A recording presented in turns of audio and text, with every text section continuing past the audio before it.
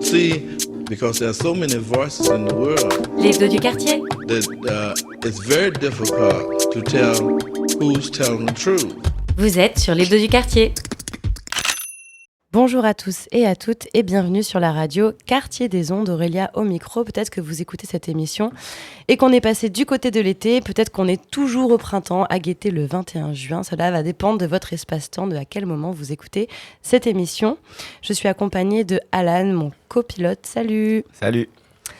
Alors notre chroniqueur cette semaine, Noé, bonjour. Bonjour. Alors Bachar al-Assad semble avoir été pardonné par ses homologues arabes. On le verra tout à l'heure. Ok, beaucoup de suspense.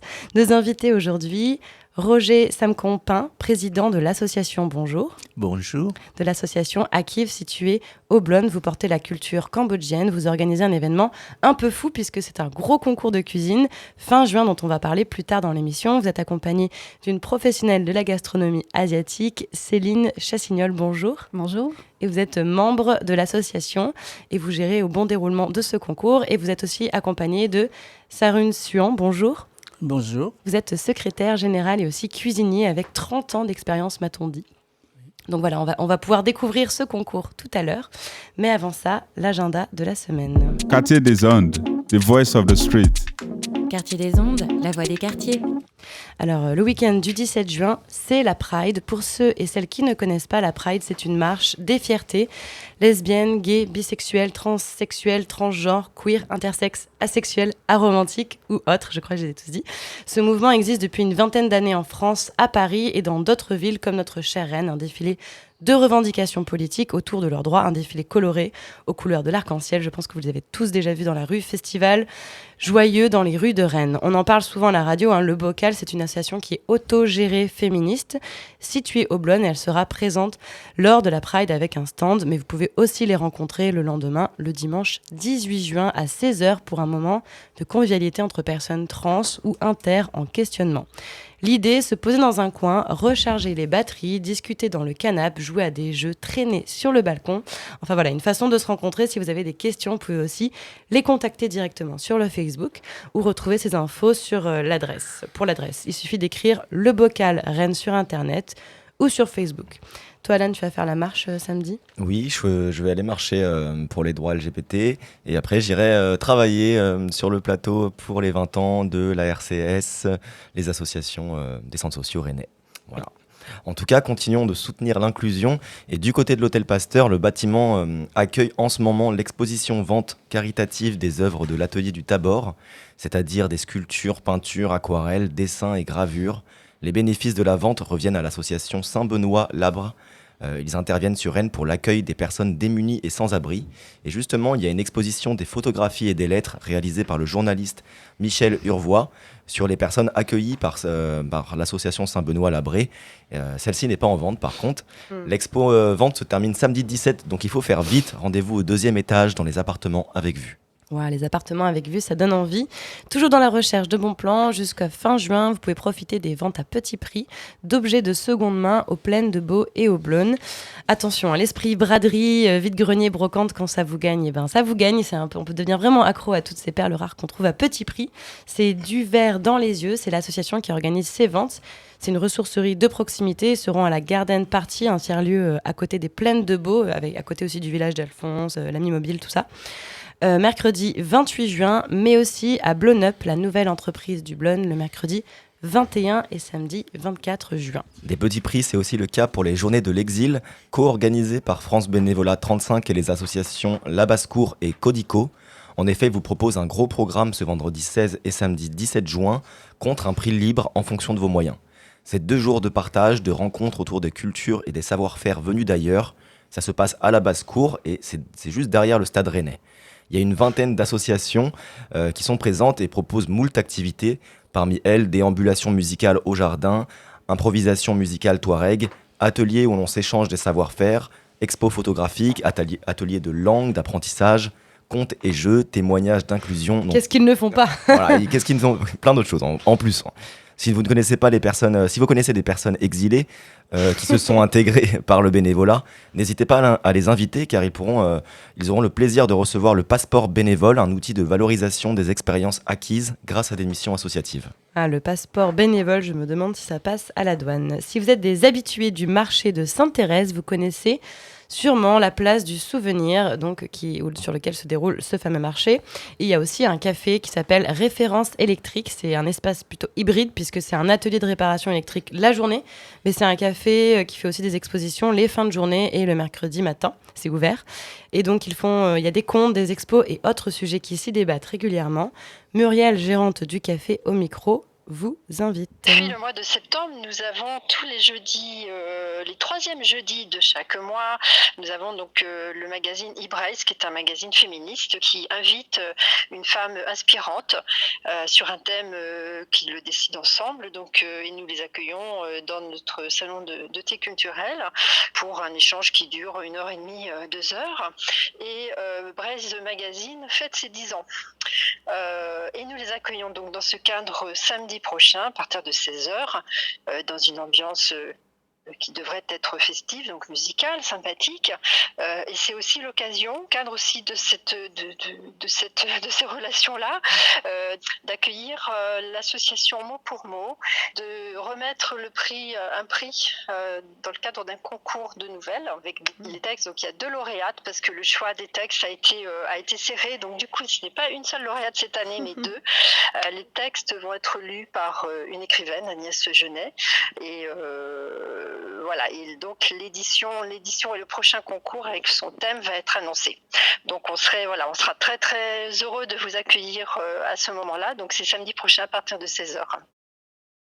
Beaucoup de choses, donc vous êtes tous les bienvenus, bien sûr, au Café du Souvenir. Et les hommes aussi sont les bienvenus parce que voilà, elle me disait que c'était des fois un peu plus difficile de les faire venir. Et le sujet, cette fois, ça sera l'intergénérationnel en entreprise. Mais où les hommes se cachent? Où sont-ils? En plus, ce n'est pas le moment parce que la programmation de cet été à Rennes est sortie. Les inscriptions sont ouvertes, les vacances d'été arrivent. Le Cercle Paul Bert Rapatel Poterie propose par exemple à l'occasion des stages multi-activités sur 4 ou 5 jours pour les 11 à 15 ans. Les inscriptions sont faites à partir de samedi 17, donc c'est juste là. Pour les enfants et pour les adultes, vous pouvez aussi faire des sorties payantes, mais adaptées à vos moyens, comme du char à voile, du catamaran et des sorties culturelles de dingue. Trop bien. Une autre news d'été, le complexe sportif André Freinet accueille tout l'été des animations sportives gratuites pour les 6-20 ans. Donc pour avoir par exemple du badminton, de la balle aux prisonniers, du loup-garou, du volley, du handball et encore d'autres choses. L'inscription se fait sur place auprès des animateurs et animatrices. Et j'ai trop envie d'avoir 17 ans et de pouvoir faire des colos et du char à voile et tout ça. Et c'est encore possible. Voilà. Oui, c'est encore possible. De la danse et pas n'importe où, puisque c'est à l'ancienne prison de Jacques Cartier. Et oui, Céline Gallet du centre chorégraphique de Rennes, au micro, nous en parle. Alors, grande distribution, c'est 2 jours qui sont proposés à l'ancienne prison Jacques Cartier en coopération avec Rennes Métropole pour voir comment la danse va se déployer dans cet espace architectural un peu particulier et sur un format un peu inédit. Durant ces 2 jours vont se succéder plus d'une dizaine d'équipes artistiques pour proposer des spectacles qui sont à la fois en lien avec la question de l'identité, en lien avec la question de l'altérité, en lien avec les questions d'intime, fortement, et qui sont donc proposés pour faire vivre le site qui est donc en mutation, en conversion, et qui a vocation à devenir un lieu de culture et de vie citoyenne à terme. Voilà, de voir par la danse, par le corps, par la présence de l'art chorégraphique dans ce contexte architectural, qu'est-ce que ça raconte de nous-mêmes dans un espace extérieur qui est finalement à l'intérieur. Donc on est plutôt sur des propositions existantes de répertoire avec des équipes qui sont soutenues par le collectif OCCN et qui invitent les spectateurs et les spectatrices à vivre une expérience dedans, dehors. Et le pass vous donne accès aux 12 spectacles quand même. Ça intrigue toujours les ambiances prison, même église, je trouve, pour les spectacles. Oui, ça donne toujours J'espère en tout cas qu'ils sauront jouer du lieu. On a parlé beaucoup de stages d'été. Il faut savoir que la radio Quartier des Ondes propose elle aussi des stages d'été. C'est gratuit et à partir de 12 ans, on vous apprendra à faire de la radio, comment bien utiliser le matériel, bien écrire et parler au micro. Vous allez aussi couvrir les festivals de musique de cet été. Vous ferez des interviews et des chroniques musicales. C'est 3 stages d'1 semaine. Je vous donne les dates. Donc il y a du 13 au 19 juillet pour le festival Quartier d'été, où là on est sûr d'avoir un plateau radio sur place. Il y a aussi du 7 au 11 août pour le festival No Logo et du 21 au 25 août pour le festival Le Roi Arthur. Oui, n'hésitez pas à nous contacter par mail et téléphone ou venir frapper directement à notre porte au 1 Square des Hautes-Ondes. Mais en plus, on était à la conférence de presse de Quartier d'été ce matin et franchement, ça donne trop envie. Ils sont tous très gentils en plus. Ils sont tous très gentils, il va y avoir beaucoup de rap, de la danse, ça va être vraiment chouette. Ouais, contrairement à la fête de la musique justement, parce qu'en parlant de musique, le 21 juin se rapproche, le fameux jour où la musique s'impose à la ville entière, mais ça sera une fête de musique sans rap. C'est là où ça me blesse. C'est vrai ? Oui, en tout cas, pas dans la programmation officielle, mais je vais quand même vous parler d'une artiste qui m'a franchement mis une claque. Elle s'appelle Talou et elle joue au bar Les Grands Gamins. Alors elle fait du néo-soul, sa musique est selon moi quand même influencée par la scène rap actuelle. Talou, c'est une voix puissante qui reste douce comme le velours, mais ce n'est pas parce qu'une voix est déjà parfaite au naturel qu'il ne faut pas lui rajouter plein d'effets créatifs qui rendent sa voix encore plus onirique. Ces morceaux n'ont de cesse de nous relancer, notre oreille ne s'ennuie jamais, sans pour autant se fatiguer. Tout est bien dosé et équilibré. Talou joue beaucoup sur le mix de sa voix et de ses instrus qui sont au service de ses textes, des histoires qu'elle raconte. Elle nous parle de love, de doute, de ses cicatrices dans une ambiance mélancolique, parfois tragique. On sent qu'elle parle avec sincérité et poésie et j'ai l'impression que l'honnêteté, c'est quelque chose de plus en plus important, en tout cas plus important qu'avant pour les jeunes artistes. Elle passe au bar Les Grands Gamins, je le répète, c'est le 21 juin à l'occasion de la fête de la musique. C'est la première artiste de la soirée, elle ouvre le bal de 19h à 20h. Pour la suite de la soirée, vous pourrez profiter de Freak It Out pour du rock alternatif, Kengai Orchestra pour de l'afro groove et Molotov Brothers pour du Balkan Fusion. On s'écoute un extrait, je vous propose de rencontrer l'univers de Talou avec le morceau Petite Flaque, tout de suite sur Quartier des Ondes.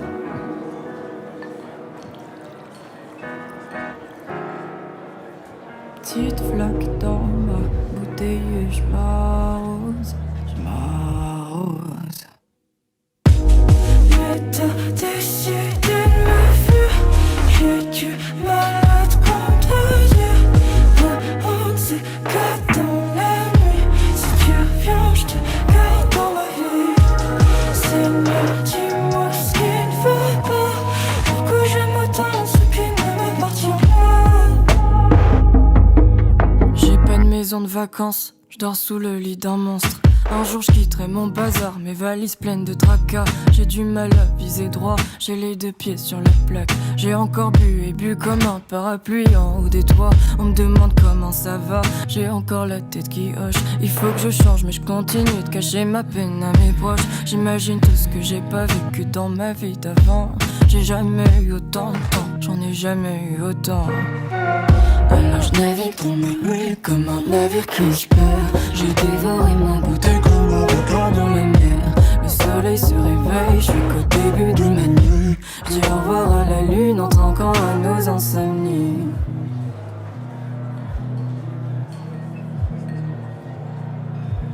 Je m'isole dans la ville et je barode. Une petite flaque dans ma bouteille et je m'arrose. Vous écoutez Quartier des Ondes dans l'hebdo du quartier, donc on vient de découvrir un morceau Talou qui va passer donc au Grand Gamin. C'est ça, le pour 21, la fête de la musique. À quelle heure déjà? 19h 19h, ouais. Trop bien. Franchement, c'est vrai que c'est très cool. J'aime beaucoup. Côté ciné, pour finir cet agenda de la semaine, dimanche 18 à Arvor, de 18h à 20h, dans le cadre de Rembobiné, il y a le film Daniel de Sidney Lumet. Daniel, est enfin visible en France grâce au distributeur Splendor Film. Ça n'a pas été facile de sortir en salle, librement adapté de l'affaire des époux Rosenberg. Cette adaptation du livre de E.L. Doctorow explore un aspect méconnu de la société américaine, l'histoire de sa gauche radicale, une pure merveille. On écoute un petit extrait de la bande-annonce.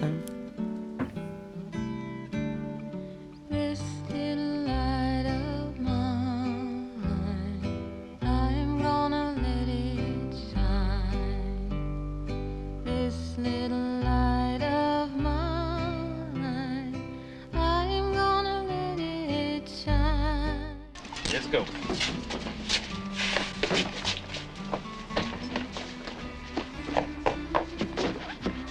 I'm killing you!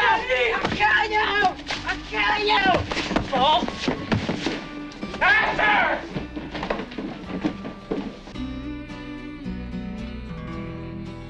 Nobody knows what really happened. Even the government. They were never satisfied. They're still fucking us, Daniel.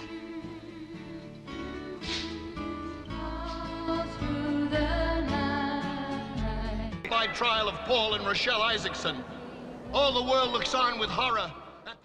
Voilà, c'est le film Daniel dans le cadre de Rembobiner les rendez-vous de Arvor consacré à ces films du passé qui font aussi l'actualité du cinéma. C'est dimanche 18 juin de 18h à 20h au cinéma Arvor, juste derrière la gare de Rennes. Alors Noé, la Ligue arabe vient de réintégrer la Syrie. Cette ligue est le cœur battant de la géopolitique proche orientale.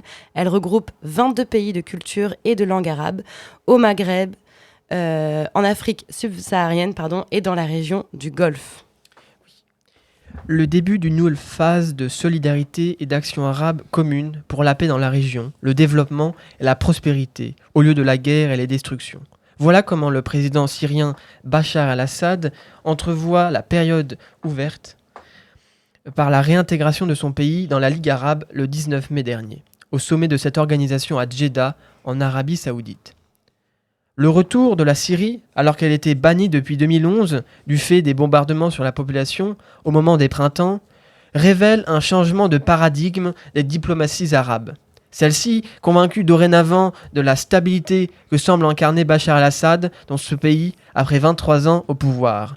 Un leurre, bien sûr, qu'il faudra ici décrire. Mais la Syrie est en lambeaux, vidée d'une partie de ses forces vives, le pouvoir en place depuis 2000 par le fils Assad et depuis 1970 par son père.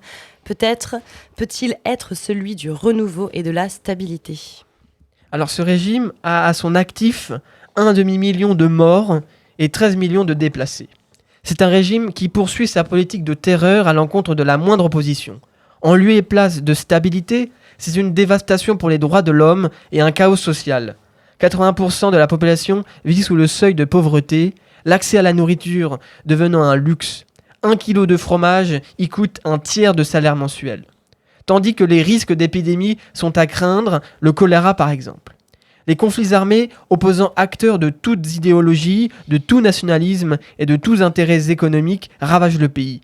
Pour un État de 185 000 km² et d'une vingtaine de millions d'habitants, d'autres que l'armée syrienne et les opposants islamistes sont présents et participent aux affrontements, comme les Turcs, les Kurdes, les Irakiens, les djihadistes de Daesh, les milices chiites, les Russes et les Occidentaux. En dépit de tous ces éléments de trouble, la Syrie a été réintégrée à la Ligue arabe. Pour les chefs d'État de la région, Bachar al-Assad a gagné la partie en éradiquant son opposition. Toute perspective de changement ne pouvait convaincre. Il est là pour durer.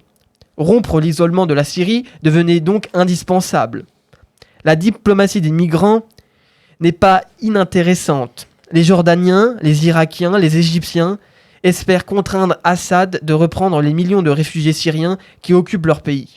Il s'agit là aussi d'un leurre, puisque d'une part, le délabrement de la Syrie ne permet pas un retour des migrants, et d'autre part, et pas les moindres, le président syrien n'a aucune envie de ce retour, car la guerre qu'il mène depuis 2011 est aussi une guerre du vide. Quant à l'Arabie saoudite, fer de lance de cette réintégration, elle ne partait pas sans revendication. La principale n'est ni militaire ni politique, elle est sanitaire. Son nom, le Captagon. Appelée aussi la drogue des djihadistes. C'est un dérivé d'amphétamine que consommaient les kamikazes de Daesh pour commettre leur attentat. La kleptocratie assadienne est devenue entre-temps un narco-État. Cette drogue est produite essentiellement en Syrie et fait l'objet, par le pouvoir d'Assad, d'un juteux trafic dans tout le Moyen-Orient. Ce trafic est devenu la première ressource du pays, soit 5 milliards de dollars cette année. La capacité de nuisance de Damas ne s'est jamais aussi bien corroborée. 1/3 de la jeunesse saoudienne est addict au Captagon. Cela à la grande colère du prince héritier Mohammed Ben Salman, qui exige de Bachar el-Assad de réduire à l'avenir sa production. Voilà un levier de chantage que Damas n'hésitera pas à user. Mais c'est une catastrophe naturelle qui a vraiment engagé un rapprochement entre Damas et ses voisins. Le 6 février, un séisme faisant 6 000 morts et 500 000 déplacés ravage le nord-ouest de la Syrie. Souvenez-vous-en, on en avait parlé au sujet de la Turquie. À cette occasion, l'Arabie saoudite, l'Iran, les Émirats ont répondu promptement à l'appel à l'aide du président Bachar el-Assad.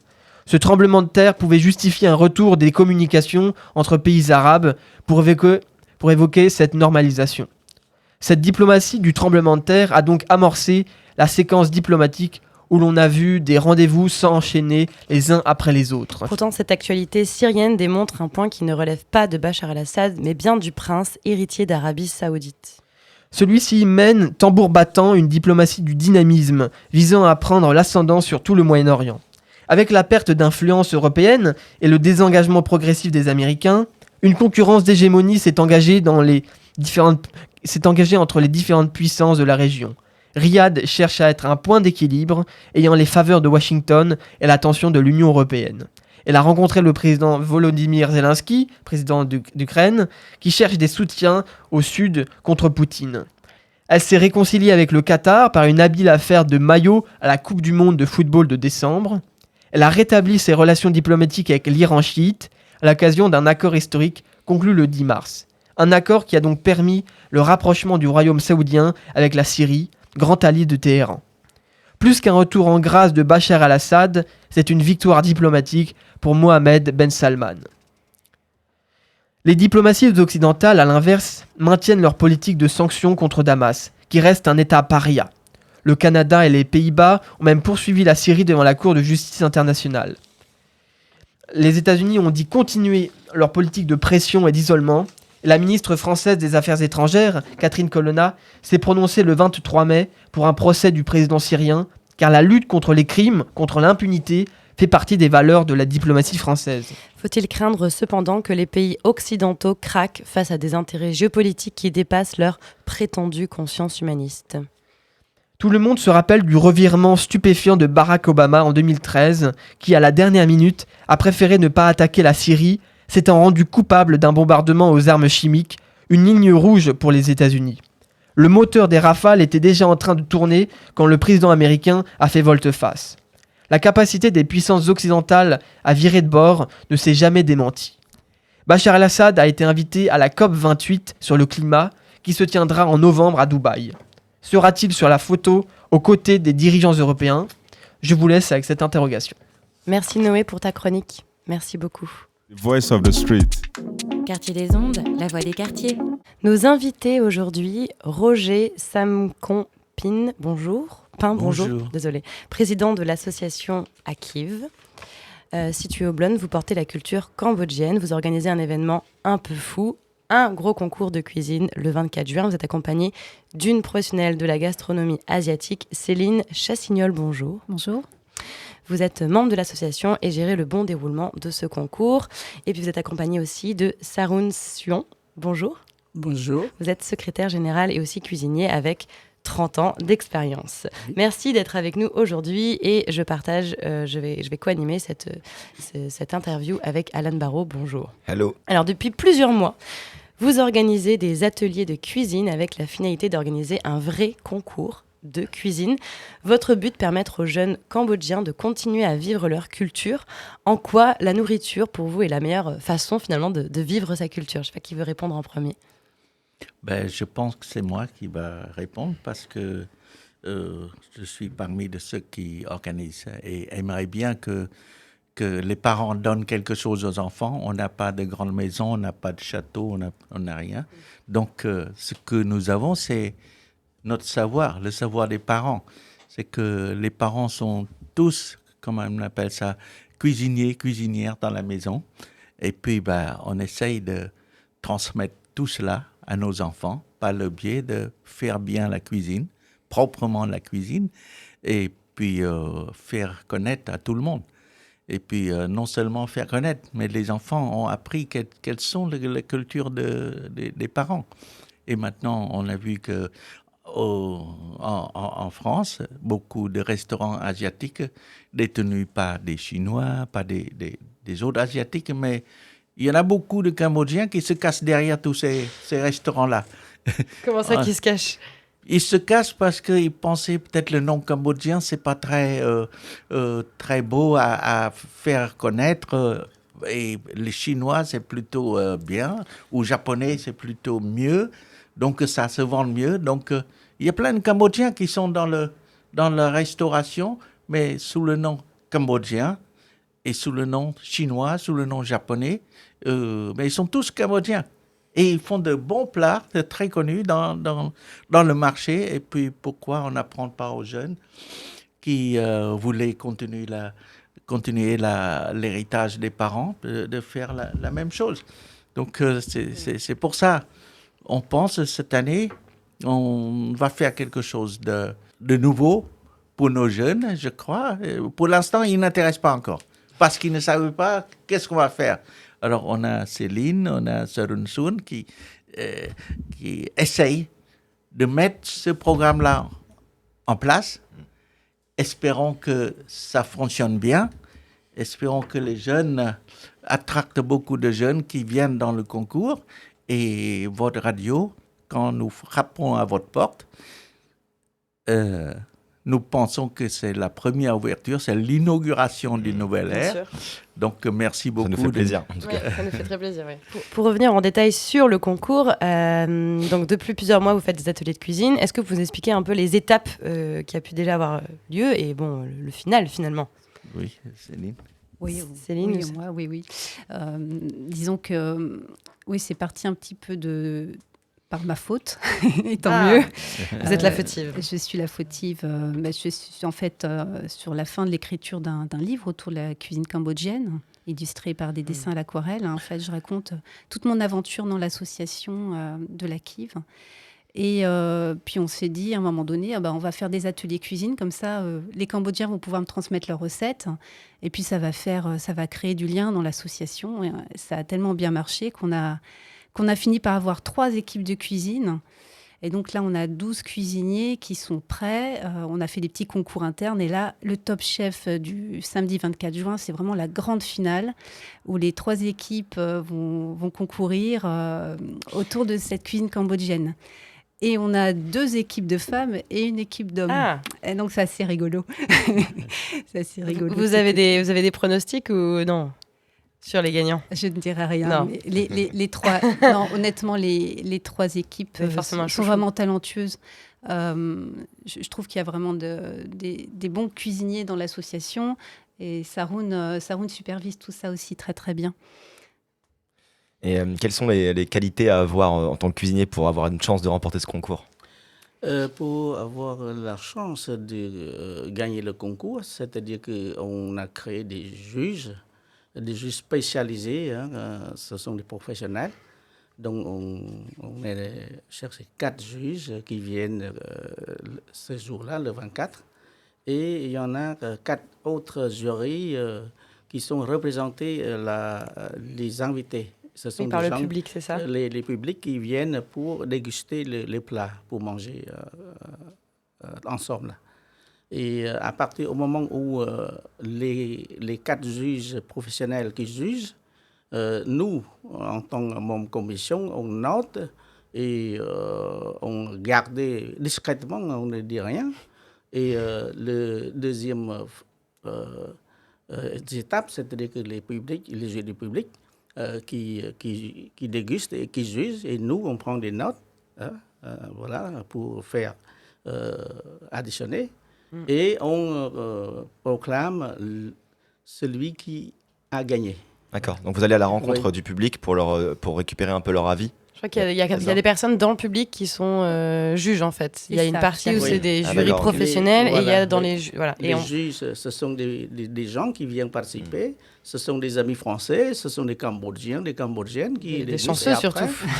Ils donnent des notes. Nous, on attend voir comment et c'est combien de plats qui sont présentés alors pour le grand concours? Pour le grand concours, on a fait 2 plats. C'est-à-dire qu'un plat... normalement, avec la viande et les légumes. Et il y a un autre c'est le dessert. C'est le dessert typique cambodgien. Ça ressemble à quoi un dessert cambodgien? J'ai aucune idée. Le dessert cambodgien, ça s'appelle banane au tapioca à la noix de coco. Donc c'est composé par ananas, tapioca, du sucre, du sucre et de noix de coco, de lait de coco. C'est moins dans la culture cambodgienne de faire des gâteaux?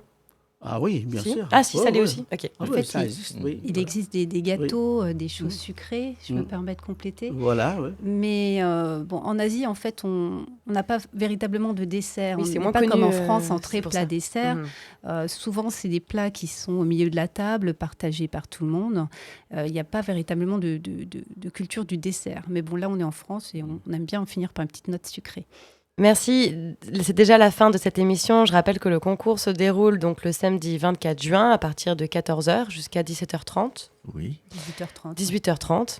Vous pouvez toujours candidater pour être jury dans le public, il me semble. Il reste Oui. encore des places que vous me Oui, disiez. oui. Vous pouvez venir à l'événement, évidemment. Merci encore à Noé pour ta chronique. Vous pouvez écouter cette émission dans son intégralité dans Paroles aux Assos le mardi et vendredi à 10h30 sur Quartier des Ondes. Retrouvez évidemment ces émissions aussi en podcast sur notre site quartierdesondes.fr. Je vous remercie pour votre écoute, votre intérêt. Je vous souhaite surtout à tous et à toutes une belle fin de printemps ou un bon début d'été. Je ne sais pas, on vous laisse avec la playlist de la radio. C'était Aurélia au micro. Merci encore à Alan Barraud. Prenez soin de vous. À bientôt. À bientôt. Merci. Quartier des Ondes, the voice of the street. Quartier des Ondes, la voix des quartiers.